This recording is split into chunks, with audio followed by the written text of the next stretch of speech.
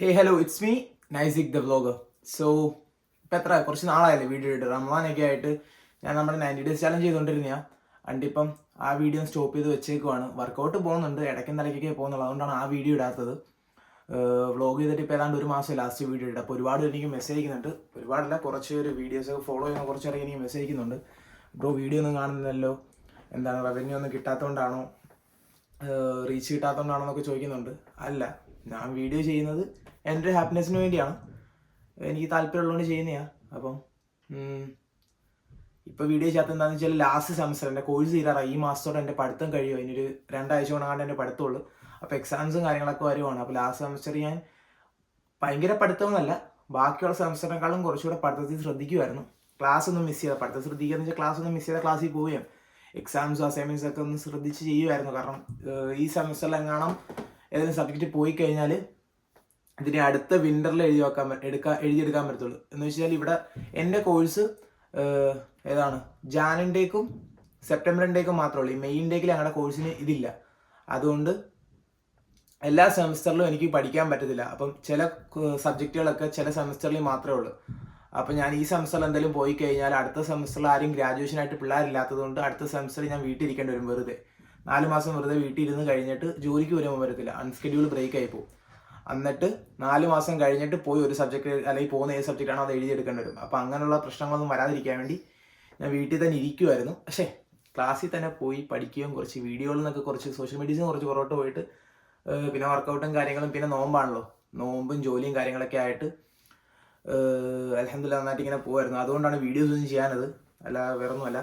പിന്നെ എന്താണ് എനിക്ക് റവന്യൂ ചെറുതായിട്ടൊക്കെ കിട്ടുന്നുണ്ട്, അൽഹംദുലില്ലാഹ്. നമുക്കത് സ്റ്റാർട്ടായിരുന്നു, അപ്പോൾ അതും ചെറുതായിട്ടൊക്കെ കിട്ടുന്നുണ്ട്. അപ്പോൾ റവന്യൂയുടെ കാര്യം അല്ലെങ്കിൽ റീച്ച് ആവാത്തതിൻ്റെ കാര്യം എന്ന് വെച്ചല്ല വീഡിയോസ് ഒന്നും ചെയ്യാനത്, ഇങ്ങനെയൊക്കെയുള്ള കാര്യം കൊണ്ടാണ്. അപ്പം ഇന്നെന്താ വീഡിയോ എന്ന് വെച്ച് കഴിഞ്ഞാൽ കുറേ ആയില്ലേ, അപ്പോൾ ഞാൻ വെച്ചൊരു വീഡിയോ എന്തായാലും ചെയ്യാം. ഇന്ന് ഫ്രീയാണ്. ഇന്ന് നല്ല മഞ്ഞായിരുന്നു. ഇപ്പം മഞ്ഞ് കഴിഞ്ഞിട്ട് മഞ്ഞൊക്കെ ഒന്ന് മാറി തുടങ്ങിയത്. പക്ഷേ ഇന്നലെ രാത്രി ഭയങ്കരമായിട്ട് മഞ്ഞ് പെയ്ത് ഇന്ന് 12 സെൻറ്റിമീറ്റർ എന്തോ ഹൈറ്റ്, ഇവിടെ സെൻറ്റിമീറ്റർ ഇങ്ങനെ ഹൈറ്റിലൊക്കെ മഞ്ഞ് പറയുന്നത്. എന്ന് വെച്ചാൽ ആ ലെവലിലൊക്കെ മഞ്ഞ് പൊങ്ങി കിടക്കും. അപ്പോൾ ഇവിടെ നിന്ന് ആ ഒരു ലെവലിൽ എന്തോ മഞ്ഞുണ്ട്. എന്നിട്ട് ഞാൻ പുറത്തില്ല, ഞാൻ റൂമിൽ തന്നെ. ഇതെൻ്റെ ന്യൂ സ്പേസ് ആട്ടെ. ഞാനിപ്പോൾ ഇവിടെ ഞങ്ങളുടെ വീട്ടിൽ ബേസ്മെൻറ്റിലാണ് ഞാനിപ്പോൾ താമസിക്കുന്നത്. എനിക്ക് കുറച്ച് പ്രൈവസി വേണമെന്നൊക്കെ ഉള്ളതുകൊണ്ട് ഞാനിപ്പോൾ ഒറ്റയ്ക്ക് ഇവിടെ ഈ ഒരു സ്പേസ് ഇപ്പം ഞാൻ മാത്രമായിട്ട് യൂസ് ചെയ്യുന്നത്. അപ്പോൾ ഇതാണ് എൻ്റെ പുതിയ സ്പേസ്. സോ അപ്പോൾ ഇന്നത്തെ വീഡിയോ എന്താ? ഇന്നത്തെ വീഡിയോ ഞാൻ കഴിഞ്ഞ ദിവസം ഇൻസ്റ്റാഗ്രാമിൽ ഒരു സ്റ്റോറി ഇട്ടപ്പോൾ ഉണ്ടായിരുന്ന അടുത്ത വീഡിയോ എന്തിനെപ്പറ്റി ചെയ്യണമെന്നും പറഞ്ഞു. അപ്പോൾ എനിക്ക് കുറേ പേര് റിപ്ലൈ ചെയ്യുന്നു കേട്ടോ. കുറേ പേരെന്ന് വെച്ച് കഴിഞ്ഞാൽ 2, 4, 6, 8, 10, 12, 14, 16, 17, 20, 22, 24, 10, 30 വന്നിട്ടുണ്ട്. എനിക്ക് 10, 30 പേര് പറഞ്ഞിട്ടുണ്ട് എന്ത് ചെയ്യണം എന്ത് ചെയ്യണമെന്ന്. അപ്പം ഞാൻ വിചാരിച്ചെന്നാൽ പിന്നെ ഈ വന്നതിനെല്ലാം കൂടെ ഒരു Q&A പോലെയും പിന്നെ കുറച്ച് കാര്യങ്ങൾ എൻ്റെ മനസ്സിൽ കിടക്കുന്ന എന്തെങ്കിലും ആയി വരുന്ന കാര്യങ്ങളൊക്കെ പറയാമെന്ന് വിചാരിച്ചിട്ട് ഒരു വീഡിയോ ചെയ്യാമെന്ന് വിചാരിച്ചു കേട്ടോ. അപ്പോൾ ഇപ്പം എന്താണ് ഫിനാൻഷ്യൽ ഇയർ കഴിയാറായല്ലോ. അപ്പോൾ എല്ലാവരും ഇവിടെ ടാക്സ് ഒക്കെ ചെയ്തുകൊണ്ടിരിക്കുകയാണ്. അപ്പോൾ അതിൻ്റെയൊക്കെ ഈ വീഡിയോ കാണുന്നവരാരെങ്കിലും ഒക്കെ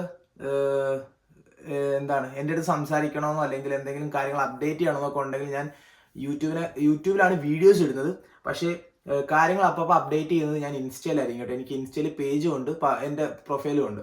അപ്പോൾ നിങ്ങൾക്ക് എന്തെങ്കിലും അറിയണമെങ്കിൽ എനിക്ക് ഇൻസ്റ്റയിൽ മെസ്സേജ് അയക്കുക, അല്ലെങ്കിൽ ഞാൻ എപ്പോഴും സ്റ്റോറിക്കകത്ത് ഇങ്ങനെ എന്തെങ്കിലും കാര്യങ്ങളൊക്കെ അപ്പം നടക്കുന്ന കാര്യങ്ങൾ ഞാൻ ഇൻസ്റ്റയിൽ എന്താണ് അപ്ഡേറ്റ് ചെയ്യാറുണ്ട്. അപ്പോൾ ഇപ്പോൾ ടാക്സ് റീഫണ്ടിൻ്റെ സമയമല്ലേ. എന്ന് വെച്ചാൽ കാനഡയിൽ ടാക്സ് ആണ്, നമ്മൾ എന്ത് മേടിച്ചാലും ടാക്സ് കൊടുക്കണം. അപ്പം ആ ടാക്സ് നമുക്ക് റീഫണ്ട് ചെയ്യാൻ പറ്റും. നമുക്ക് എന്ന് വെച്ചാൽ മൊത്തം എമൗണ്ട് അല്ല, ഈ കിട്ടിയ ടാക്സിൻ്റെ ഇത്ര പെർസെൻറ്റേജ് നമുക്ക് തിരിച്ചു കിട്ടും. പക്ഷെ നമ്മളിത് പിടിച്ച ടാക്സിൻ്റെ ഇത്ര പെർസെൻറ്റേജ് നമുക്ക് തിരിച്ചു കിട്ടും. അത് നമ്മൾ ഈ സമയത്തിലാണ് ഫിനാൻഷ്യൽ ഇയർ എൻഡ് ചെയ്യുന്ന സമയമാകുമ്പോഴാണ് നമ്മളതിന് അപ്ലൈ ചെയ്യുന്നത്. അപ്പം ഏപ്രിൽ 19 വരെയാണ് നമുക്കത് നമ്മളെപ്പോലെ സാധാരണ ആൾക്കാർക്ക് അത് അപ്ലൈ ചെയ്യാൻ പറ്റുന്നത്. പിന്നെ എന്താണ് ഊബർ ഈറ്റ്സ് പോലെ അങ്ങനെ ബിസിനസ് ചെയ്യുന്നവർക്ക് എന്തോ ജൂൺ സംതിങ് വരെ എങ്ങാണ്ടൊക്കെയാണെന്ന് തോന്നുന്നത് അതിൻ്റെ ഡേറ്റ്. അപ്പം അത് എങ്ങനെ ചെയ്യാൻ പറ്റുന്നു വേണേൽ നമുക്ക് ഓൺലൈനിൽ കയറി തന്നെ ചെയ്യാൻ പറ്റും. യൂട്യൂബിൽ വീഡിയോസും കാര്യങ്ങളൊക്കെ നോക്കി തന്നെ ചെയ്യാൻ പറ്റും. അല്ലെങ്കിൽ ഞാനൊക്കെ ഏജൻസി വഴിയാട്ടോ ചെയ്തു. ഞാനിവിടെ ഒരു മോക്സിക്സ് എന്ന് പറയുന്ന ഇവിടെ ഒരു ഏജൻസി ഉണ്ടായിരുന്നു, നമ്മുടെ ഫ്രണ്ട്സ് വഴിയൊക്കെ പരിചയപ്പെട്ട് അങ്ങനെ അവർ വഴിയാണ് ചെയ്തത്. അല്ലെങ്കിൽ എനിക്ക് അതിൽ നല്ല ഒരു എമൗണ്ട് കിട്ടി തിരിച്ച് ഞാൻ അടച്ചതിൻ്റെ. നമ്മൾ ഒരു ഫിനാൻഷ്യൽ ഇയർ മൊത്തം വർക്ക് ചെയ്യുന്നതും ഫീസ് അടയ്ക്കുന്നതും എല്ലാത്തിൻ്റെയും കൂടെ ടാക്സ് ഗവൺമെൻറ്റിന് കൊടുക്കുമല്ലോ. ആ കൊടുത്ത ടാക്സിൻ്റെ നമ്മളിത് പിടിച്ച ടാക്സിൻ്റെ ഇത്ര പെർസെൻറ്റേജ് ഗവൺമെൻറ് എടുത്ത് ബാക്കി ഇത്ര പെർസെൻറ്റ് നമുക്ക് തിരിച്ചു തരും. നമുക്ക് റീഫണ്ട്, നമുക്ക് വരുമാനം കുറവാണെങ്കിൽ, വരുമാനം കൂടുതലാണെങ്കിൽ നമുക്ക് അങ്ങോട്ട് പിന്നെ അടയ്ക്കേണ്ടി വരും കേട്ടോ. നമുക്ക് വരുമാനം കൂടുതലാണ്, ഒരു 10, 75, 80,000 ഡോളറൊക്കെ നമ്മൾ ഉണ്ടാക്കുന്നുണ്ടെങ്കിൽ നമ്മൾ ടാക്സ് അങ്ങോട്ട് അടയ്ക്കേണ്ടി വരും. അല്ലെങ്കിൽ നമുക്ക് ശമ്പളം കിട്ടുമ്പം നമുക്കിവിടെ അറൗണ്ട് ഒരു 13%. അത് ഓരോ ജോലിക്ക് അനുസരിച്ചാണ്. ഫുൾ ടൈം ചെയ്യുന്നവർക്ക് ഇത്ര ടാക്സ്, പാർട്ട് ടൈം ചെയ്യുന്നവർക്ക് ഇത്ര ടാക്സ്, പാർട്ട് ടൈം ചെയ്യുന്നവർക്ക് ഇത്ര ടാക്സ്, അങ്ങനെ ഓരോരുത്തർക്ക് ഇത്ര മണിക്കൂർ പണിയെടുക്കുന്ന ഇത്ര ടാക്സ് എന്നൊക്കെ. അപ്പോൾ പലർക്കും പല ടാക്സ് ആയിരിക്കും. അപ്പോൾ അറൗണ്ട് ഒരു 13% ഒക്കെയാണ് നമ്മുടെ ടാക്സ് പിടിക്കേണ്ടതാണ് എൻ്റെ വിശ്വാസം. എനിക്കൊക്കെ അങ്ങനെയാണ് പിടിക്കുന്നത്. അപ്പം അത്രയും ടാക്സ് നമ്മുടെ ഇതിന് പിടിക്കുന്നില്ലെങ്കിൽ എന്താണ്, നമ്മുടെ ഇപ്പോൾ 5%, 4% ഒക്കെ ടാക്സ് നമുക്ക് ശമ്പളം കിട്ടും നമ്മളത് പിടിക്കുന്നുള്ളെങ്കിൽ, നമ്മൾ ടാക്സ് റീഫണ്ടിന് റിട്ടേൺസിന് വേണ്ടി വെക്കുമ്പം എന്തോ പറ്റുമെന്ന് വെച്ച് കഴിഞ്ഞാൽ നമ്മൾ കാശ് അങ്ങോട്ട് കൊടുക്കേണ്ടി വരും. എൻ്റെ 1-2 ഫ്രണ്ട്സിന് അങ്ങനെ പണി കിട്ടിയവരൊക്കെ ഉണ്ട്. ചിലരത് അറിഞ്ഞുകൊണ്ട് തന്നെ $10,000-75,000 ഉണ്ടാക്കിയിട്ട് ഒരു $5,000 ടാക്സ് അടയ്ക്കും. അവർ $10,000-75,000 ഉണ്ടാക്കിയല്ലോ എന്ന് വിചാരിച്ചിട്ട്. അപ്പോൾ എനിക്ക് വന്നത് ഫസ്റ്റ് ക്വസ്റ്റ്യൻ ടാക്സ് റീഫണ്ടിൻ്റെ കാര്യമാണ്. അപ്പോൾ അതാണ് കാനഡയിലെ ടാക്സ് റീഫണ്ട്. നമ്മൾ അടയ്ക്കുന്ന എമൗണ്ടിൽ ഇത്ര % നമുക്ക് ടാക്സ് റീഫണ്ടായിട്ട് കിട്ടും. പിന്നെ PR, ഞാനിപ്പം എന്താണ് സ്റ്റുഡൻറ്റ് വിസയെന്ന് മാറിയല്ലോ, സ്റ്റുഡൻറ്റ് വിസയെന്ന് മാറാൻ പോവാണല്ലോ. അപ്പോൾ സ്റ്റുഡൻറ്റ് വിസയെന്ന് ഇപ്പോൾ പഠിത്തം കഴിഞ്ഞാൽ പിന്നെ എന്താ അടുത്ത പ്ലാൻ എന്ന് വെച്ച് കഴിഞ്ഞാൽ വർക്ക് പെർമിറ്റിൽ കയറുക, PR എടുക്കണം. അതാണ് എൻ്റെ മൈൻഡ്. അപ്പോൾ ഇൻഷാ അല്ലാഹ് ഈ 20-ാം തീയതിക്ക് ഉള്ളിൽ എൻ്റെ പഠിത്തം കഴിയുവാണെങ്കിൽ ഞാനൊരു 4-5-6 മാസം കൂടി ഇവിടെ കാണും. എനിക്ക് ഒന്നും കൂടെ ആമസോണിൽ കയറണമെന്നുണ്ട്. ഇപ്പോൾ ആമസോണിൽ ഞാൻ ഇറങ്ങിയായിരുന്നല്ലോ, അപ്പോൾ എനിക്ക് ഒന്നും കൂടെ ആമസോണിൽ കയറണമെന്നുണ്ട്. കിട്ടുവാണെങ്കിൽ ആമസോണിൽ കയറി 3 മാസം പണിയെടുത്ത് കഴിഞ്ഞാൽ ഇവിടുന്ന് മൂവ് ചെയ്യാൻ കുറച്ച് കാശുള്ളൂ നമുക്ക്. അപ്പം പിന്നെ 1-2 പ്ലാനൊക്കെ ഉണ്ട്. അപ്പം അതിനൊക്കെ വേണ്ടി കുറച്ച് കാശ് വേണം. അപ്പോൾ ഒരു 4-5 മാസം ഇനി പണിയെടുത്ത് ഫുൾ ടൈം പണിയെടുത്ത് ആ കാശ് നമുക്ക് സ്വരുക്കൂട്ടണം. എന്നിട്ട് ഞാൻ ഇവിടുന്ന് മൂവ് ചെയ്യാനാണ് പ്ലാൻ. എനിക്ക് ഇവിടുന്ന് PR കിട്ടാൻ ഇച്ചിരി പാടാണ്. ഇവിടെ പുതിയ 1-2 പ്രോഗ്രാംസ് ഒക്കെ വന്നിട്ടുണ്ട്. ഒരു പ്രോഗ്രാം വന്നിട്ടോ, ONIP അങ്ങനെ പറയുന്നത്, ഒണ്ടാരിയോ നോമിനി എന്തോ ഒരു പ്രോഗ്രാം എന്ന് പറഞ്ഞ സംഭവം വന്നിട്ടുണ്ട്. പക്ഷെ ഞാൻ ഒണ്ടാരിയോ എന്നല്ല, ഞാൻ ഇവിടുന്ന് മൂവ് ചെയ്യാനൊരു പ്ലാനാണ്. അപ്പോൾ മൂവ് ചെയ്യുമ്പോൾ ഞാൻ അതിനെപ്പറ്റി പറയാം കേട്ടോ. ഞാൻ ഇവിടുന്ന് വേറെ പ്രൊവിൻസിലോട്ട് മാറി, അറ്റ്ലാന്റിക് പ്രൊവിൻസിലോട്ട് വല്ലതും മാറിയിട്ട് അവിടുന്ന് PR അപ്ലൈ ചെയ്യാൻ വേണ്ടി. അപ്പോൾ ഞാൻ എങ്ങോട്ടാണ് മൂവ് ചെയ്യുന്നതൊക്കെ സമയമാകുമ്പോൾ ഞാൻ അറിയിക്കാം. ഓക്കെ, അപ്പോൾ ഇനി അത് കഴിഞ്ഞിട്ട് വേണം PR വെക്കാൻ. PR എന്ന് വെച്ച് കഴിഞ്ഞാൽ പെർമനൻറ്റ് റെസിഡൻസ് ചെയ്യാട്ടോ. പിന്നെ എന്താ, ഒരു ഗ്രോസറി ഷോപ്പിംഗ് വീഡിയോ ചെയ്യുമോ പുതിയതെന്ന്. ഞാൻ ലാസ്റ്റ് ഇട്ടേക്കുന്ന വീഡിയോ ഗ്രോസറി ഷോപ്പിങ്ങിൻ്റെ ആണ്. അതിപ്പോൾ ഞാൻ ചെയ്ത് ഉള്ളൂ. പിന്നെ ഗ്രൂപ്പായിട്ട് താമസിക്കുമ്പോൾ ഫണ്ട് മാനേജ് എങ്ങനെ ചെയ്യാം, ഒരു ഹൗസ് ഹോൾഡ് എങ്ങനെ ഗ്രൂപ്പായി മുന്നോട്ട് കൊണ്ടുപോകാനാണോ? ഓക്കെ, ഫണ്ട് മാനേജ് എന്ന് പറഞ്ഞാൽ അതിപ്പോൾ ഗ്രൂപ്പ് ആണെങ്കിലും ഇൻഡിവിജ്വൽ ആയിട്ടാണെങ്കിലും നമ്മളിവിടെ ആരും നമ്മുടെ തൊണ്ടയ്ക്ക് പിടിച്ചിട്ട് കാര്യങ്ങളിൽ കയറാൻ പറയത്തൊന്നുമില്ലല്ലോ. അപ്പം നമുക്ക് വേണ്ട കാര്യങ്ങളിൽ നമ്മൾ ഇടപെടുക, കയറുക, വേണ്ടാത്ത കാര്യങ്ങളിൽ നിന്ന് ഒഴിവാകുക. ഇപ്പം നമ്മുടെ ഫ്രണ്ട് സർക്കിളിൽ ചിലപ്പം എന്താണ് എല്ലാ ദിവസവും പാർട്ടിക്ക് പോകുന്നവരാണ്. ഞാൻ പല വീട്ടിലും പറഞ്ഞിട്ടുണ്ട്, നമുക്ക് പാർട്ടിക്ക് പോകാൻ താല്പര്യം ഇല്ലെങ്കിൽ നമ്മൾ പാർട്ടിക്ക് പോകണ്ട. അപ്പോൾ ആ ചിലവ് കുറഞ്ഞു കിട്ടുമല്ലോ. പിന്നെ എന്താ, എല്ലാത്തിനും ഒഴിഞ്ഞു മാറാതെ കുറച്ച് ആവശ്യമുള്ള കാര്യങ്ങൾ മാത്രം ഉൾപ്പെടുക, അനാവശ്യമായിട്ട് പൈസ ചിലവാക്കാതിരിക്കുക. പിന്നെ എന്തെങ്കിലുമൊക്കെ ചെറിയ പരിപാടിയൊക്കെ ഉണ്ടെങ്കിൽ അതൊക്കെ കുറയ്ക്കാൻ നോക്കുക. പുറത്തുനിന്നുള്ള ഫുഡ് കഴിക്കലൊക്കെ കുറയ്ക്കുക. അതാണ്. അതിപ്പോൾ ഗ്രൂപ്പായിട്ട് താമസിക്കുമ്പോൾ എന്താ, പിന്നെ ഗ്രൂപ്പായിട്ട് താമസിക്കുമ്പോൾ റൂമും കാര്യങ്ങളൊക്കെ എല്ലാം ഷെയർ ചെയ്ത് മേടിക്കാൻ നോക്കുക. സാധനങ്ങളൊക്കെ മേടിക്കും. ഇപ്പോൾ നമ്മുടെ വീട്ടിലൊക്കെ ആണെങ്കിലും ഓവൻ മേടിച്ചാണെങ്കിലും TV മേടിച്ചാണെങ്കിലും എന്താണ് മിക്സി മേടിച്ചാണെങ്കിലും അങ്ങനെ നമ്മൾ സാധനങ്ങൾ എന്ത് തേപ്പൊട്ടി മേടിച്ച് അങ്ങനെ നമ്മൾ കോമൺ ആയിട്ട് എന്ത് മേടിക്കുമ്പോൾ അതെല്ലാം കോമൺ ആയിട്ട് മേടിച്ച് ഷെയർ ഇടും. അപ്പോൾ ഷെയർ ഇട്ട് മേടിക്കുമ്പോഴേക്കും നമുക്ക് റേറ്റ് കുറഞ്ഞ് കിട്ടുമല്ലോ. നമുക്ക് ഇത്ര ഇട്ടാൽ മതിയല്ലോ. അങ്ങനെ ഒരു ഗ്രൂപ്പായിട്ട് കാര്യങ്ങൾ ചെയ്യാൻ നോക്കുക. പിന്നെ എന്താ ബ്രോ, ഈസി ആയിട്ട് കുക്ക് ചെയ്യാൻ പറ്റിയ food or food you and your friends cook in every day? So അത് ഓരോരുത്തരെ ഡിപ്പെൻഡ് ചെയ്തിരിക്കും. ഇപ്പം എൻ്റെ കാര്യത്തിൽ ഞാൻ കുറച്ച് ഹെൽത്ത് ശ്രദ്ധിക്കുന്നുണ്ട്. പിന്നെ എന്താ, ജിമ്മിലൊക്കെ പോകുന്നുണ്ട്. അപ്പോൾ അതുകൊണ്ട് ഞാൻ ഇത്ര കലോറി എടുക്കത്തുള്ളൂ, ഇത്ര ഫുഡേ കഴിക്കത്തുള്ളൂ എന്നൊക്കെ പറഞ്ഞൊരു ഡയറ്റ് പോലെയൊക്കെ ഒരു സംഭവമാണ് മുന്നോട്ട് കൊണ്ടുപോകുന്നത്. ഞാൻ എന്താ ചെയ്യാറെന്ന് വെച്ച് കഴിഞ്ഞാൽ, വോൾമോട്ടിൽ എന്താണ് എപ്പോഴും buy 2 എന്ന് പറയുന്നൊരു ഓഫറുണ്ട്, get 2 അങ്ങനത്തെ ഒരു സാധനമുണ്ട്. 2 എണ്ണം മേടിക്കുമ്പോഴേക്കും വില കുറവ് കിട്ടും. അപ്പോൾ $22 2 പാക്കറ്റ് ചെസ്റ്റിൻ്റെ പീസ് കിട്ടും. അപ്പോൾ 8 പീസ് ചെസ്റ്റ് കിട്ടും. ഞാൻ അത് എന്തുവാന്ന് ഇവിടെ ഇങ്ങനെ കാണിച്ചേക്കാം കേട്ടോ. ആ ചെസ്റ്റിൻ്റെ പീസിൻ്റെ ഇത്, ആ പാക്കറ്റ് $22 ഏതാണ്ട് 2 കിലോ. അപ്പം ആ ഡ്രോയിലിരിക്കുന്ന എല്ലാത്തിനും ഒരു വിലയായിരിക്കും. അപ്പോൾ അതിൻ്റെ അകത്ത് ഏറ്റവും വെയിറ്റ് കൂടിയാലും വെയിറ്റ് കുറഞ്ഞാലും ഒക്കെ ചിലപ്പോൾ 900 ഗ്രാം ആയിരിക്കും ഒരു ബോക്സ്. മറ്റേത് 1010 ഗ്രാം, 1020 ഗ്രാം, 1100 ഗ്രാമൊക്കെ ആയിരിക്കും. അപ്പോൾ 10-300 ഗ്രാമിൻ്റെ വ്യത്യാസം വരുമല്ലോ. അതുകൊണ്ട് ഞാൻ ഇച്ചിരി വെയിറ്റ് കൂടി എടുക്കും. അപ്പോൾ ഈ 900 2 എടുക്കുമ്പോൾ 1.5 കിലോ 1.25 കിലോ കിട്ടുമ്പോൾ 1200 എടുക്കുമ്പം 2.5 കിലോയ്ക്ക് അടുത്ത് കിട്ടും. അപ്പോൾ വില സെയിം ആയിരിക്കും, $22 ആയിരിക്കും. അപ്പം ഞാൻ അങ്ങനെ ചിക്കൻ മേടിക്കാൻ നോക്കും. ചിക്കൻ മേടിക്കും, ഞാൻ ഇവിടെ വരും, വീട്ടിൽ വന്നിട്ട് മസാല തേച്ച് എന്താണ് ഫ്രിഡ്ജിൽ റെസ്റ്റ് ചെയ്യാൻ വെച്ചേക്കും. എന്നിട്ട് നമുക്കിവിടെ എയർ ഫ്രയർ ഉണ്ട്. അപ്പോൾ ഞാൻ ഓയിൽ യൂസ് ചെയ്യാത്തതുകൊണ്ട് എപ്പോഴാണോ ഞാൻ ഫുഡ് കഴിക്കുന്നത് അപ്പം ഒരു ചിക്കൻ എടുക്കുന്നു, എയർ ഫ്രയർ വെക്കുന്നു, ഫ്രൈ ചെയ്യുന്നു. ഗോതമ്പ് പൊടി ഞാൻ മേടിച്ച് വെച്ചപ്പോൾ ഉണ്ട്, ഗ്രേറ്റ് വാല്യൂ എന്ന് പറഞ്ഞാൽ. വോൾമോട്ടിൽ ഗ്രേറ്റ് വാല്യൂൻ്റെ പ്രോഡക്ട്സ് ഇങ്ങനെയുള്ള സാധനങ്ങളൊക്കെ മേടിക്കാറ് വില കുറവാണ്. അപ്പോൾ ഗ്രേറ്റ് വാല്യൂൻ്റെ ഹോൾ വീറ്റ് പൗഡറെ മേടിച്ച് കഴിഞ്ഞപ്പോൾ അതെടുക്കും, ഗോതമ്പ് ദോശ ചുടും, കഴിക്കും. അപ്പം അതാകുമ്പോൾ വലിയ ചിലവുമില്ല, ദോശയും ചിക്കനും കഴിക്കാം. പിന്നെന്താ, പിന്നെ ചോറ്, ഇപ്പം അരിയൊക്കെ വീട്ടിൽ കോമൺ ആയിട്ടാണ് മേടിക്കുന്നത്. അപ്പം അരി അങ്ങനെ സാധനങ്ങൾ കോമൺ ആയിട്ട് മേടിക്കണം, അരി മേടിച്ച് വെക്കുക. പിന്നെന്താ ചെയ്യാൻ പറ്റുന്നത്, അതൊക്കെയാണ് ഇവിടെ വീട്ടിൽ. പിന്നെ ഓരോരുത്തരും ഓരോ കറിയാണല്ലോ. ഇപ്പോൾ ഇവിടെ KP യും ജെഫ്രിയൊക്കെ എല്ലാ ദിവസവും പല പല വെറൈറ്റി കറി ഉണ്ടാക്കും. അപ്പം ഓരോരുത്തർക്ക് ഇഷ്ടപ്പെട്ട എന്താണ് കഴിക്കാൻ താല്പര്യം അതവരുണ്ടാക്കി. ഇപ്പം എളുപ്പത്തിൽ ഉണ്ടാക്കുന്നതെന്ന് വെച്ചാൽ അങ്ങനെയൊക്കെ ചിക്കൻ, ഇപ്പം എല്ലാവരും ചിക്കൻ മസാല വെച്ച് വെക്കാറുണ്ട്. പിന്നെ മുട്ട മേടിച്ച് വെക്കും. പിന്നെന്താ, സ്നാക്സ് ആയിട്ട് ബ്രെഡോ വോൾമോട്ടി റസ്ക് ഒക്കെ കിട്ടും, ആൽമണ്ട് റസ്ക് ഒക്കെ, അതൊക്കെ എന്തെങ്കിലും അങ്ങനെ ചീപ്പായിട്ട് കിട്ടുന്ന നല്ല സാധനം, നല്ല പ്രോഡക്റ്റ് മേടിക്കുക. പിന്നെ അടുത്ത് വന്നേക്കുന്ന a day in your life. Okay, ഞാൻ a day in my life എന്ന് പറഞ്ഞിട്ടൊരു വീഡിയോ നേരത്തെ ഞാൻ ചെയ്തിട്ടുണ്ട്, കുറച്ച് നാൾ മുമ്പ്. അത്യാവശ്യം വ്യൂസ് ഒക്കെ കിട്ടിയൊരു വീഡിയോ ആയിരുന്നു. അപ്പം ഞാൻ ഈ കാര്യം സംസാരിച്ചു. ഇന്നപോലെ ഈ ഡേ ഇൻ യുവർ ലൈഫ് ഞാൻ ഓൾറെഡി ചെയ്താണെന്ന് പറഞ്ഞ് സ്റ്റോറി ഇട്ടപ്പോൾ എൻ്റെ അടുത്ത് പുള്ളിക്കാരി പറഞ്ഞതെന്ന് വെച്ചാൽ അത് കുറേ നാളായില്ലേ, പുതിയൊരു വീഡിയോ ചെയ്യാൻ വേണ്ടിയാണ്. അപ്പം ഞാൻ ഇപ്പോഴത്തെ എൻ്റെ സ്റ്റുഡൻറ്റിൽ നിന്നൊന്നും മാറുമ്പോഴേക്കും കുറച്ച് മാറ്റങ്ങൾ എൻ്റെ ലൈഫിലോട്ട് വരുമെന്ന് ഞാൻ പ്രതീക്ഷിക്കുന്നുണ്ട്. കുറച്ച് കാര്യങ്ങൾ എൻ്റെ മനസ്സിൽ ഉദ്ദേശമുണ്ട്. അപ്പോൾ ആ സംഭവങ്ങളൊക്കെ ഒന്ന് നടക്കാൻ വേണ്ടി വെയിറ്റ് ചെയ്യുക. അപ്പം നമുക്ക് ഞാൻ വന്നപ്പോൾ കാനഡ വന്നപ്പോൾ ഉള്ള എൻ്റെ ഒരു ലൈഫ് സ്റ്റൈലും എൻ്റെ ഡേ ഇൻ യുവർ ലൈഫും ഇപ്പോഴത്തെ എൻ്റെ ഒരു അവസ്ഥ എന്ന് വെച്ചാൽ ഇനി വരാൻ പോകുന്ന ആ ഒരു അവസ്ഥയും കൂടെ വെച്ച് ഞാൻ കമ്പയർ ചെയ്തിട്ടൊരു വീഡിയോ ചെയ്യണമെന്ന് എനിക്ക് ആഗ്രഹമുണ്ട്. അത് ഇൻഷാല്ലാ നമുക്ക് ഒരെണ്ണം ചെയ്യാം. അടുത്തെന്ത്, അക്കോമഡേഷൻ ഒരുപാട് പേര് ചോദിക്കാറുണ്ട് കേട്ടോ. അപ്പോൾ അക്കോമഡേഷൻ നമുക്ക് എന്തൊക്കെ ചെയ്യാൻ പറ്റുന്നത് വെച്ച് കഴിഞ്ഞാൽ, ഒന്ന് കോളേജിന് നമുക്ക് മെയിൽ അയക്കുക, കോളേജിന് മെയിൽ അയച്ചിട്ട് കോളേജുമായിട്ട് സംസാരിക്കുക, അല്ലെങ്കിൽ കോളേജിൽ നിന്ന് ആരെങ്കിലും കോൺടാക്ട് ചെയ്യും. ഞാനൊക്കെ ഇവിടെ വന്നപ്പോൾ എനിക്ക് ഇന്ദ്രപ്രത്ത് എന്ന് പറഞ്ഞൊരു പുള്ളിക്കാരൻ ഉണ്ടായിരുന്നു, കോളേജിൽ നിന്ന് കോൺടാക്ട് ചെയ്തൊരു പഞ്ചാബിയാണ്. പുള്ളിക്കാരൻ വഴി ഞങ്ങൾക്ക് ഈ വീട് സെറ്റ് ചെയ്തത്. പിന്നെന്താ, കോളേജിന് മെയിൽ അയക്കുക, കോളേജിൻ്റെ ഗ്രൂപ്പുകളൊക്കെ വരുമല്ലോ, മല്ലൂസിൻ്റെ ഗ്രൂപ്പും കാര്യങ്ങളൊക്കെ ഞങ്ങൾ അന്ന് ഉണ്ടാക്കിയായിരുന്നു, വാട്സപ്പ് ഗ്രൂപ്പ്. അങ്ങനെ അതിൽ നിന്നൊക്കെ ചാറ്റ് ചെയ്തിട്ടാണ് ഞാൻ എല്ലാവരെയും പരിചയപ്പെടുന്നതൊക്കെ. അങ്ങനെ വീടെടുത്തത്. പിന്നെ എന്ത് ചെയ്യാൻ പറ്റുന്നത് വെച്ചാൽ, മിൻറ്റോ അപ്പാർട്ട്മെന്റ്സ് എന്ന് പറയുന്നതാണ് ഇപ്പോൾ O2 വൺ ഓഫ് ദി ഏറ്റവും കൂടുതൽ വീടുകൾ ഓൺ ചെയ്യുന്നതിന് ലീസിന് കൊടുക്കുന്നതൊക്കെ അവരാണ്. ഒരു ഗ്രൂപ്പാണ്, ഇവിടുത്തെ ഏറ്റവും വലിയൊരു ഗ്രൂപ്പാണ്. അപ്പം അവർക്ക് ഗൂഗിൾ ചെയ്തിട്ട് അവർക്കൊന്ന് മെയിൽ അയച്ച് നോക്കുക, മെസ്സേജ് അയച്ച് നോക്കുന്നെങ്കിലും ചെയ്യുക.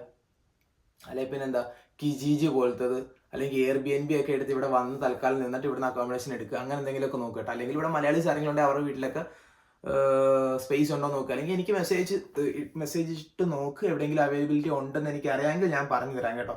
അപ്പം പിന്നെ നമ്മുടെ മലയാളി ഗ്രൂപ്പ്സിലോ അങ്ങനെ ഏതെങ്കിലുമൊക്കെ ഇവിടെ ഇപ്പോൾ ഫേമസ് ആയിട്ട് നിൽക്കുന്നതിൽ മലയാളി ഇൻസ്റ്റഗ്രാം ചാറ്റ് ഗ്രൂപ്പ് അങ്ങനെയുള്ളടത്തൊക്കെ കയറി നോക്കുമ്പോൾ ഇവിടെ ഓൾറെഡി ഉള്ളവരെ കാണാൻ പറ്റും. അപ്പം അങ്ങനെയുള്ളടത്ത് ചോദിച്ചു കഴിഞ്ഞാൽ നമുക്കറിയാൻ പറ്റുമല്ലോ.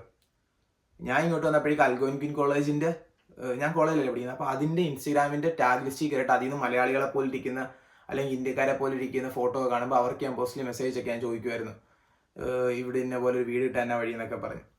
പിന്നെ എന്താ ചോദിച്ചാൽ Q&A ചെയ്യാനാണ് പറഞ്ഞേക്കുന്നത്. ഈ ക്വസ്റ്റ്യൻ ഇത് കണ്ടപ്പോഴാട്ടോ ഞാൻ ആലോചിച്ചത് ഒരു Q&A ചെയ്യാൻ കുറേ നാളായില്ലേന്ന്. റവന്യൂ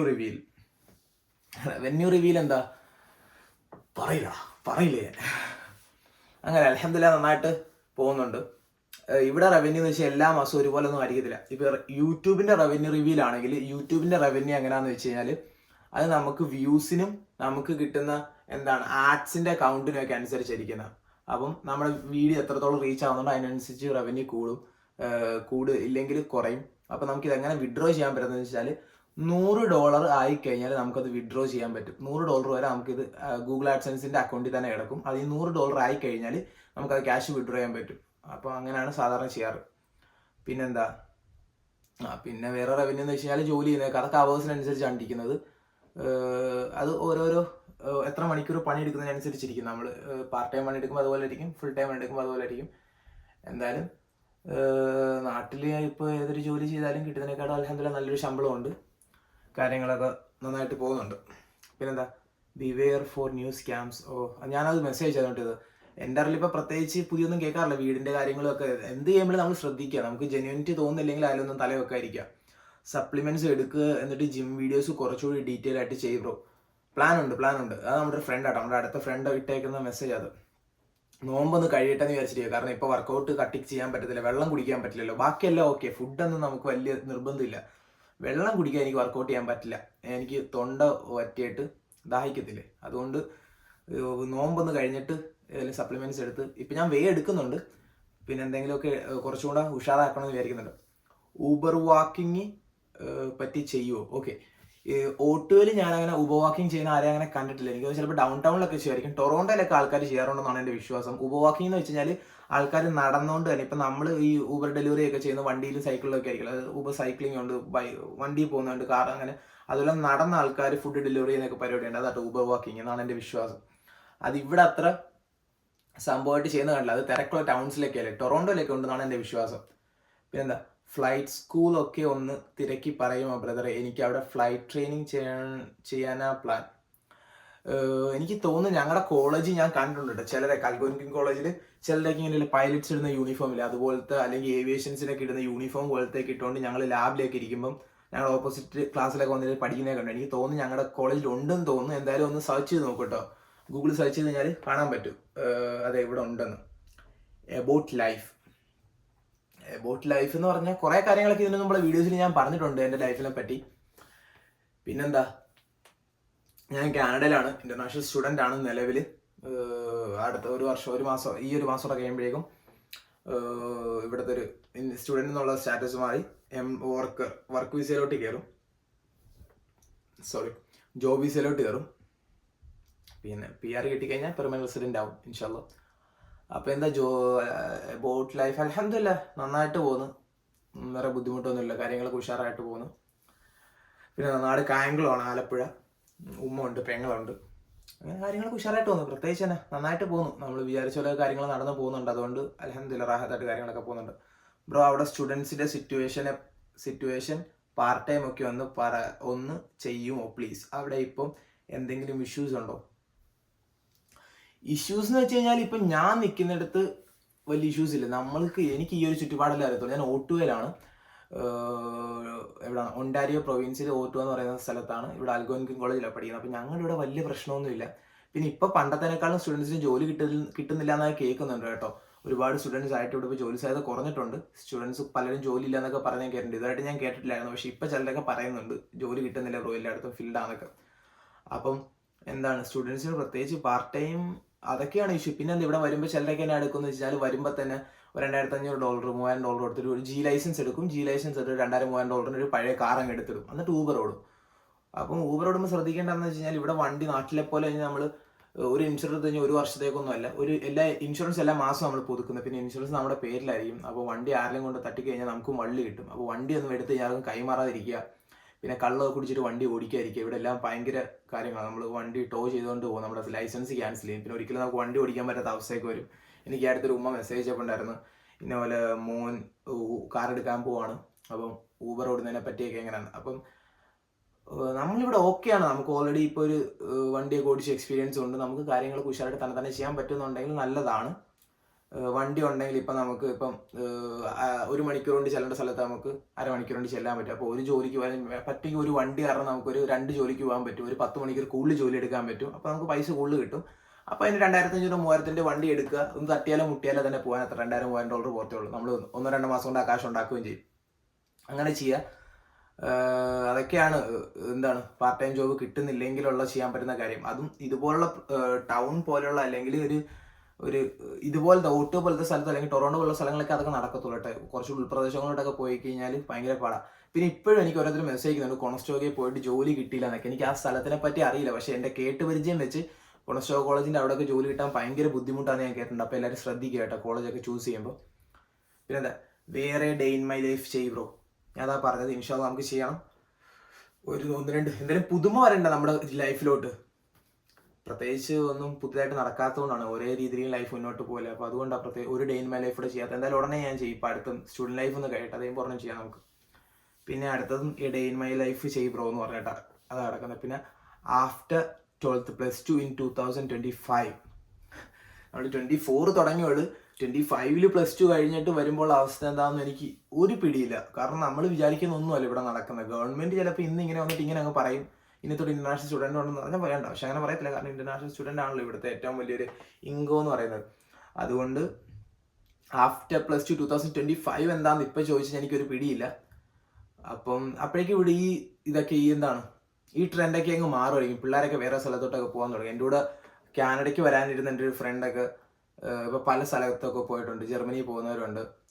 ഇപ്പം എൻ്റെ ഒരു പുള്ളിക്കാരി, നമ്മുടെ അടുത്ത സുഹൃത്ത്, പോളണ്ടിൽ പോയിട്ട് നിൽക്കുന്നുണ്ട്.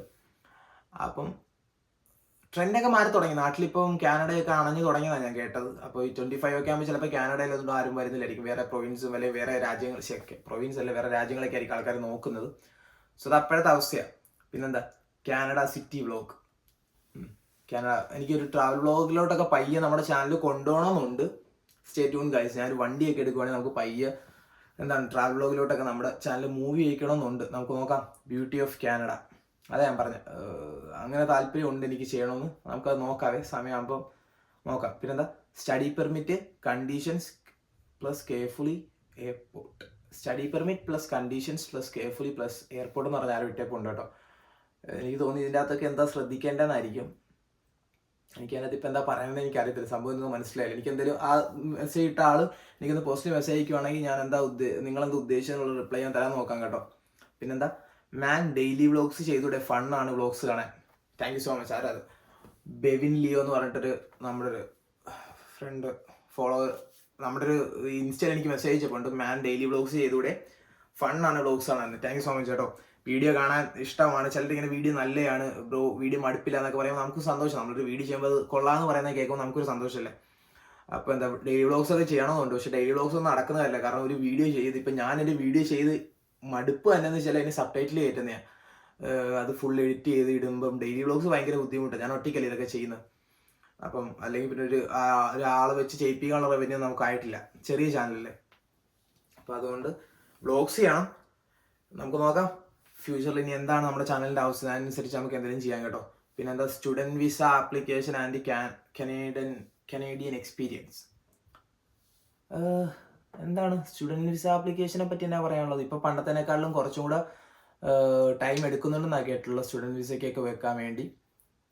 ഞാൻ പറഞ്ഞല്ലോ ഇപ്പോൾ കാനഡ ട്രെൻഡ് മാറി വരുന്നു എന്നാണ് കേട്ടത്. അപ്പം ശ്രദ്ധിക്കുക, ഏതാണോ നല്ല രാജ്യം. ഞാൻ ഇതിനു മുമ്പ് വീഡിയോ പറഞ്ഞിട്ടുണ്ട്, കാനഡ മാത്രമല്ലേ ഉള്ളൊരു രാജ്യം, ഒരുപാട് രാജ്യങ്ങളുണ്ട്. അപ്പം നല്ല ഓപ്പർച്യൂണിറ്റി എവിടെ നിന്നാണോ, അങ്ങനെ നല്ല ഓപ്പർച്യൂണിറ്റി എവിടെ നിന്ന് കിട്ടുന്നോ അങ്ങോട്ട് നമ്മൾ മൂവ് ചെയ്യാൻ വേണ്ടിയുള്ള മൈൻഡ് സെറ്റിൽ വരിക. അല്ലെങ്കിൽ എങ്ങോട്ട് കിട്ടുന്നോ അങ്ങോട്ട് പോകാൻ നോക്കുക.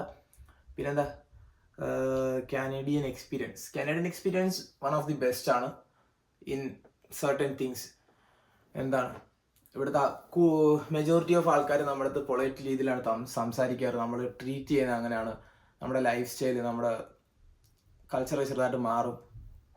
നമുക്ക് സന്തോഷം തോന്നും. കാരണം ഇവിടെ ആരും നമ്മുടെ മണ്ടയ്ക്ക് കയറാൻ പറ്റത്തില്ല. പിന്നെ ഇവിടെ എല്ലാം അത്യാവശ്യം വൃത്തിക്കാണ് കാര്യങ്ങളൊക്കെ നടക്കാറ്. അപ്പം നമ്മൾ നാട്ടിൽ വെച്ച് ഈ പുറത്തുള്ളവർ നാട്ടിൽ ചെയ്യുന്ന പല കാര്യങ്ങളും വൃത്തികേടായിട്ട് അല്ലെങ്കിൽ ഹൈജീൻ ഇല്ല എന്നൊക്കെ പറയുമ്പോൾ നമുക്ക് പിന്നെ എന്ന് തോന്നും. പക്ഷേ ഇവിടുന്ന് നമ്മൾ വന്നു കഴിയുമ്പോഴാണ് ആൾക്കാർ പലതും ചെയ്യുന്ന കാണുമ്പോൾ ശരിയാണല്ലോ, ഇത് ഇങ്ങനെയല്ലേ ചെയ്യേണ്ട, അങ്ങനെയല്ലല്ലോ ചെയ്യേണ്ടതെന്ന് നമുക്ക് തോന്നും. അപ്പം കുറേ കാര്യങ്ങളൊക്കെ മാറി. പിന്നെന്താ, at the end of the day നമ്മൾ ഇന്ത്യക്കാരനാണല്ലോ, മലയാളിയാണല്ലോ. സോ നാടുമായിട്ട് ഒരുപാട് വ്യത്യാസമുണ്ട് ഇവിടെ. പക്ഷെ കുഴപ്പമില്ല, നല്ല എക്സ്പീരിയൻസ് ആണ് എനിക്കിവിടെ എന്ന് പറഞ്ഞാൽ. പിന്നെ വേറൊരു അക്കോമഡേഷൻ ആയിരുന്നു തന്നെ ചോദിച്ചിരുന്നുണ്ട്. അക്കോമഡേഷൻ എന്ന് പറഞ്ഞാൽ ഞാൻ ആദ്യം പോയി ഈ വീഡിയോയുടെ തന്നെ ആദ്യം പറഞ്ഞില്ല അക്കോമഡേഷൻ എങ്ങനെയാണ് ചെയ്യേണ്ടത്.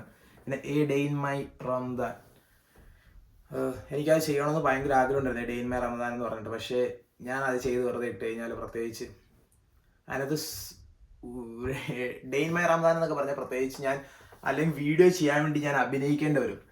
ഈ റംദാനിലെ ഇവിടുത്തെ എൻ്റെ ഒരു ദിവസം എങ്ങനെയാണെന്ന് വെച്ച് കഴിഞ്ഞാൽ, ഞാൻ രാവിലെ എഴുന്നേറ്റിട്ട് ഇപ്പം നിസ്കാരം ഇച്ചിരി കുറവാണ് എനിക്കറിയാം. പക്ഷെ അതൊക്കെ കറക്റ്റ് ചെയ്ത് വരണം. ഞാൻ ഇങ്ങനെ കാര്യങ്ങൾ കറക്റ്റ് ചെയ്ത് ഫിക്സ് ചെയ്ത് വരുവാണ്. അപ്പം നോമ്പ് എല്ലാ ദിവസവും പിടിക്കുന്നുണ്ട്. അപ്പം ചിലപ്പോൾ എനിക്ക് ഷിഫ്റ്റ് ആയിരിക്കും. ഞാൻ കൂടുതലും ക്ലോസിംഗ് ചെയ്യുന്നത് ടീമിൽ. അപ്പം ഞാൻ ചിലപ്പോൾ 2 to 10 ക്ലോസിങ് അല്ലെങ്കിൽ 3 to 10 ക്ലോസിംഗ് ഒക്കെ ആയിരിക്കും. അപ്പം ഇവിടെ 7:30 ബാങ്ക് വിളിക്കുന്നത്. 5:30 ഇന്നലെ 5:15 സുബഹിയും 7:34 35 ഇന്ന് മാരിബ്. അപ്പം ടൈം ഇച്ചിരി കൂടുതലാണ് ഇവിടെ നോമ്പെന്ന് പറയുമ്പോൾ. സൂര്യാസ്തമിക്കാനും ഉദിക്കാൻ നേരത്തെ അസ്തമിക്കാൻ താമസിച്ചു ആയതുകൊണ്ട് ഇച്ചിരി നേരം കൂടുതലുണ്ട് നമുക്ക് നോമ്പ്.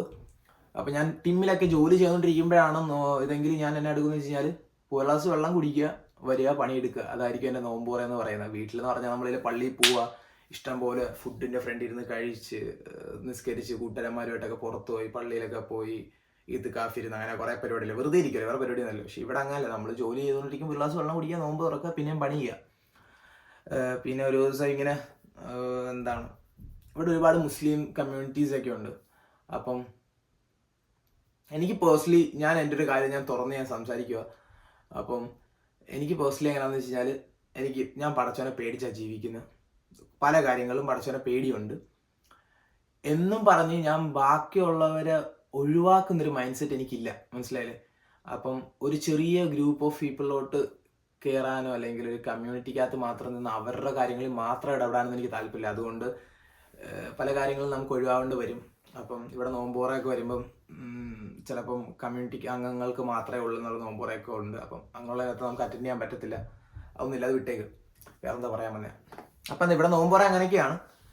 പിന്നെ നമ്മുടെ ഫ്രണ്ട്സൊക്കെ ആയിട്ട് ഇവിടെ വീട്ടിൽ നോമ്പ് നമ്മളിരുന്ന് ഒരു കൊതി വരുമ്പോൾ നമ്മൾ 2 ഫ്രൂട്ട്സ് ഒക്കെ മുറിച്ച് നമ്മളായിട്ട് നോമ്പ് കുറേയൊക്കെ ആഘോഷിക്കും. ഇനിയിപ്പം കുറച്ചുകൂടി ഇപ്പോൾ സ്റ്റുഡൻറ്റ് ലൈഫല്ലേ, കുറച്ച് ബുദ്ധിമുട്ടൊക്കെ ആയിട്ടായിരിക്കും അങ്ങനെ ഉഷാറാവുമെന്ന് പ്രതീക്ഷിക്കുന്നു. നോമ്പൊക്കെ ഉഷാറായിട്ട് പോകുന്നു, അൽഹംദുലില്ലാ. വെറുതെ നമ്മളിങ്ങനെ ഓരോ കഥയൊക്കെ പറയുന്നത് കഴിഞ്ഞാൽ വീട്ടുകാർ ചുമയായിരിക്കും ഇവിടെ ഇങ്ങനെ അവസ്ഥയെന്ന്. ഇങ്ങനല്ല അവസ്ഥ. നോമ്പാകുമ്പോൾ നമുക്ക് ജോലിയുള്ള ഷിഫ്റ്റുള്ള സമയമാണെങ്കിൽ നമുക്ക് ജോലി ചെയ്താലേ പറ്റത്തുള്ളൂ. അല്ലാത്ത ദിവസം ഇന്ന് ഞാൻ ഫുള്ള് ഫ്രീ ആണ്. അപ്പോൾ ഇന്ന് ഞാൻ നന്നായിട്ട് ഫുഡ് കഴിക്കും. അപ്പം അല്ലാത്ത ദിവസമാണെങ്കിൽ കാണിയുള്ള ദിവസമാണെങ്കിൽ നോമ്പ് തുറക്കുമ്പോൾ ഇച്ചിരി ഫുഡ് കഴിക്കൽ കുറവായിരിക്കും. പക്ഷെ പണി കഴിഞ്ഞിട്ട് ഞാൻ ടിമ്മിന്ന് ഷിഫ്റ്റ് കഴിഞ്ഞ് ബ്രേക്കിന് മുമ്പ് നല്ല രീതിയിൽ ഫുഡ് കഴിക്കും കേട്ടോ, അത് വേറെ കാര്യം. അപ്പം അത്രയൊക്കെ എനിക്ക് ചോദ്യം വന്നേക്കുന്നത് കേട്ടോ. അപ്പം ഇൻഷാല്ലാ കാര്യങ്ങളൊക്കെ നന്നായിട്ട് പോകുന്നുണ്ട്. പിന്നെന്താ പിന്നെ വേറെ എന്താ പറയാൻ വന്നത്? പ്രത്യേകിച്ചൊന്നുമില്ല. ഇപ്പോൾ ഇച്ചിരി ഞാൻ വിചാരിച്ചതിനേക്കാൾ ഒരുപാട് പറഞ്ഞു തോന്നുന്നു അല്ലേ. അപ്പോൾ നമുക്ക് വീഡിയോസ് ഇനിയും കണ്ടിന്യൂ ചെയ്യണം. ഒരുപാട് പ്ലാൻസ് ഉണ്ട്. എനിക്കൊരു വണ്ടി എടുക്കണമെന്നുണ്ട്. നാട്ടിൽ കുറച്ച് കാര്യങ്ങളൊക്കെ ചെയ്തു തീർക്കാനുണ്ട്. ഗ്രാജുവേഷനൊക്കെ വരുമല്ലേ. അപ്പം ഇൻഷാല്ലാ കുറേ കാര്യങ്ങളൊക്കെ ഒതുങ്ങി കേട്ടോ. ഞാൻ at the end of the day ഞാൻ ഹാപ്പിയാണ് കാനഡയിൽ വന്നതിൽ. എനിക്ക് പ്രത്യേകിച്ച് റിഗ്രറ്റ് ഒന്നുമില്ല. ഇനിയിപ്പോൾ ഇവിടുന്ന് മൂവ് ചെയ്തിട്ട് PR കിട്ടിക്കഴിഞ്ഞാൽ ഡബിൾ ഹാപ്പി. ഇപ്പം നാട്ടിലോട്ട് പോയി. ഇപ്പോൾ സാധാരണ സ്റ്റുഡൻസ് കാനഡയിൽ വന്നു കഴിഞ്ഞാൽ പഠിത്തം കഴിയുമ്പോഴാണ് സാധാരണ നാട്ടിലോട്ട് പോകാറ്. കാരണം അപ്പം പോയി കഴിഞ്ഞാൽ എന്താണെന്ന് വെച്ച് കഴിഞ്ഞാൽ അവിടെ 2 മാസം പോയി നിന്ന് തിരിച്ചു വന്നു കഴിഞ്ഞാൽ നേരെ ജോലിക്ക് കയറാൻ പറ്റും. അപ്പം അങ്ങനെ ആണെങ്കിൽ പിന്നെ ലീവ് എടുക്കണമല്ലോ. പക്ഷെ നമ്മളിപ്പോൾ ആദ്യം ജോലിക്ക് കയറിയിട്ട് പിന്നെ നാട്ടിൽ പോകേണ്ട അവസ്ഥയിൽ നമ്മളൊരു പുതിയൊരു ജോലിക്ക് കയറി ഫുൾ ടൈം ആയിട്ട് പണിയെടുത്തുകൊണ്ടിരിക്കുമ്പോൾ ലീവിനൊക്കെ 1 മാസം 2 മാസം അപ്ലൈ ചെയ്യുന്ന കാര്യം നടക്കത്തില്ല. അപ്പോൾ നമ്മൾ റിസൈൻ ചെയ്ത് പോയിട്ട് തിരിച്ചു വന്ന് പിന്നെയും ജോലി നോക്കേണ്ടി വരും. അപ്പോൾ സ്റ്റുഡൻസ് സാധാരണ ഇപ്പോഴാണ് നാട്ടിൽ പോകാറ്. പക്ഷെ ഞാൻ നാട്ടിൽ പോകുന്നില്ല. എനിക്ക് കുറച്ച് കാര്യങ്ങളോട് ചെയ്തു തീർക്കാനുണ്ട്. അപ്പം ഇൻഷാല്ലാ എൻ്റെ പെങ്ങള് MBBS പഠിക്കുമായിരുന്നു, പഠിച്ചു കഴിഞ്ഞു. കൺഗ്രാറ്റ്സ്. അങ്ങനെ എൻ്റെ വീട്ടിലൊരു ഡോക്ടറായി. ഇപ്പോൾ ഒരു ഡോക്ടറായി, ഒരു നേഴ്സായി. എൻ്റെ ഉമ്മ നേഴ്സാണ്. ഞാൻ ഒരു ബിസിനസ്മാൻ ആവണം, ഉഷാറാവണം. പിന്നെന്താ, പിന്നെ പൊളിയാണല്ലോ. ഇപ്പം എന്താണെങ്കിലും ഞാൻ നൈസിക്കാണല്ലോ, അത് തന്നെ മതി. ചുമ്മാ നേട്ടോ. അപ്പോൾ ഹാപ്പി ആട്ടോ. എൻ്റെ പെങ്ങളുടെ പഠിത്തം കഴിഞ്ഞു. അപ്പം മൊത്തത്തിൽ ഞങ്ങൾ സെറ്റിലായി വരുന്നു. കാര്യങ്ങളൊക്കെ ഉഷാറായി. ലൈഫ് ഒരു ബ്രൈറ്റായി വരുന്ന പോലെ ഫീൽ ചെയ്യുന്നുണ്ട്. കാര്യങ്ങളൊക്കെ നന്നായിട്ട് പോകുന്നുണ്ടെന്ന്. ഇങ്ങനെ കാര്യങ്ങളൊക്കെ എൻ്റെ കുഞ്ഞിലത്തൊക്കെ സ്വപ്നം എന്നൊക്കെ വെച്ച് കഴിഞ്ഞാൽ ഇതൊക്കെയായിരുന്നു എൻ്റെ ഏറ്റവും വലിയത്. ഞാൻ ഇങ്ങനെ എൻ്റെ കൊച്ചിലേ തന്നെ എൻ്റെ പെങ്ങടുത്ത് എൻ്റെ അടുത്തൊക്കെ അപ്പം ഞാൻ വീട്ടിലൊക്കെ പറയുന്ന കാര്യം, എൻ്റെ ഒരു ആഗ്രഹം എന്താണെന്ന് വെച്ച് കഴിഞ്ഞാൽ എൻ്റെ ഉമ്മ കുഞ്ഞുനാളോട്ടെ കഷ്ടപ്പെടുന്നില്ലേ. അപ്പം ഉമ്മ ഇങ്ങനെ വീട്ടിൽ വേർതിരിക്കുമ്പോൾ ഉമ്മയ്ക്ക് വിശക്കുമെന്ന് പറയുമ്പോൾ അല്ലെങ്കിൽ ഉമ്മയ്ക്ക് ഒരു സാധനം കഴിക്കണമെന്ന് തോന്നുമ്പോൾ പോയി ഫ്രിഡ്ജ് തുറക്കുമ്പോൾ ആ സാധനം ഞങ്ങളുടെ ഫ്രിഡ്ജിൻ്റെ അകത്ത് വേണം, മനസ്സിലായില്ലേ? അപ്പം അതുണ്ടെങ്കിൽ ഞാൻ ഹാപ്പിയാണ്. ഞാൻ ജയിച്ചില്ലേ. എൻ്റെ ഉമ്മയ്ക്ക് വിശക്കുമ്പോൾ ഉമ്മയ്ക്കൊരു എന്താണ് ഒരു ചോക്ലേറ്റ് കഴിക്കണമെന്നോ അല്ലെങ്കിൽ ഇച്ചിരി ചിക്കൻ കറി വെക്കാമെന്ന് പറഞ്ഞ് പോയി ഫ്രീസർ തുറക്കുമ്പോൾ ചിക്കൻ ഫ്രീസറിലുണ്ടെങ്കിൽ, അല്ലെങ്കിൽ ഒരു ഐസ്ക്രീം കഴിക്കണമെന്ന് പറഞ്ഞ് ഫ്രിഡ്ജ് തുറക്കുമ്പോൾ ഒരു ഐസ്ക്രീം ഫ്രിഡ്ജിലുണ്ടെങ്കിൽ പിന്നെന്താ നമുക്ക് വേണ്ടത്? നമ്മുടെ ഉമ്മ ഹാപ്പിയാണെങ്കിൽ പിന്നെ ഈ ഇത്രയും കിടന്ന് കഷ്ടപ്പെട്ടതും എല്ലാം ആ ഒരു ഇതിലങ്ങ് തീരും. അപ്പം ആ ഒരു രീതി അത്രയൊക്കെ ഞാൻ ഉദ്ദേശിക്കുന്നുള്ളൂ. അപ്പം അതുകൊണ്ട് എൻ്റെ ലൈഫിൽ ഞാൻ ഹാപ്പിയാണ്. കാനഡയിൽ വന്നാലും ഹാപ്പിയാണ്. എൻ്റെ കാര്യങ്ങളൊക്കെ ഉഷാറായിട്ട് നടക്കുന്നുണ്ട്. നമുക്ക് നോക്കാം ഇനി എങ്ങനെയാണ് ലൈഫ് മുന്നോട്ട് പോകുന്നതെന്ന്. പിന്നെന്താ വേറെ പ്രത്യേകിച്ച് പറയാനില്ല. ഒരു Q&A ഇങ്ങനെ ചെയ്യാമെന്ന് വിചാരിച്ചു. എന്തെങ്കിലുമൊക്കെ ഉണ്ടെങ്കിൽ നിങ്ങൾ മെസ്സേജ് ഇടുക കേട്ടോ. എനിക്ക് ഇൻസ്റ്റയിൽ മെസ്സേജ് ഇട്. പിന്നെ എൻ്റെ അടുത്ത് 1-2 പേര് ചോദിച്ചു എന്താണ് വീഡിയോസിൻ്റെ അവസാനം സബ്സ്ക്രൈബ് ചെയ്യാൻ പറയാത്തത് അല്ലെങ്കിൽ ഈ ഇൻസ്റ്റഗ്രാം ഫോളോ ചെയ്യാൻ പറയാത്തതെന്നൊക്കെ. കാരണം എൻ്റെ വീഡിയോസ് അങ്ങനെ എല്ലാവർക്കും എൻജോയ് ചെയ്യാൻ പറ്റുന്ന സാധനങ്ങളൊന്നും അല്ല. വേണ്ടവർക്ക് കാണണം എന്നുള്ള സാധനം. കാരണം ഇപ്പോൾ കാനഡയിലോട്ട് വരുന്നതിനെ കുറിച്ചാണല്ലോ ഞാൻ വീഡിയോ ഇടുന്നത്. അപ്പോൾ അതിൻ്റെ അകത്ത് ഞാൻ നിങ്ങൾ വീഡിയോ കണ്ട് സബ്സ്ക്രൈബ് ചെയ്യണമെന്ന് പറഞ്ഞ് ചെയ്യിപ്പിച്ചിട്ട് നിങ്ങൾ കാനഡയിലോട്ട് വരുന്ന ആളല്ലെങ്കിൽ അതിൻ്റെ ആവശ്യമില്ലല്ലോ എന്ന് വിചാരിച്ചിട്ട് അതിനെക്കുറിച്ച് പറയാത്തത്. എന്തായാലും കീപ് സപ്പോർട്ടിങ്. എന്തെങ്കിലുമൊക്കെ ഉണ്ടെങ്കിൽ ഇൻസ്റ്റഗ്രാമിൽ മെസ്സേജ് ഇടുക. റിപ്ലൈസ് പരമാവധി ഞാൻ തരാം. എല്ലാവർക്കും റിപ്ലൈ കൊടുക്കാറുണ്ട്. ഇപ്പോൾ ഞാൻ പിന്നെ ഈ അനാവശ്യ ചോദ്യങ്ങളൊക്കെ അങ്ങ് ഒഴിവാക്കും. ചുമ്മാ വെറുതെ ആവശ്യമില്ലാത്ത കുറേ ചോദ്യങ്ങളൊക്കെ വരും. അപ്പോൾ അതൊന്നും ഞാൻ റിപ്ലൈ കൊടുക്കാറില്ല. മെസ്സേജ് കണ്ട് അത്യാവശ്യമുള്ളൊരു ഒരു കമൻ്റ് ആണെന്ന് തോന്നുവാണെങ്കിൽ ഞാൻ റിപ്ലൈ കൊടുക്കാറുണ്ട്.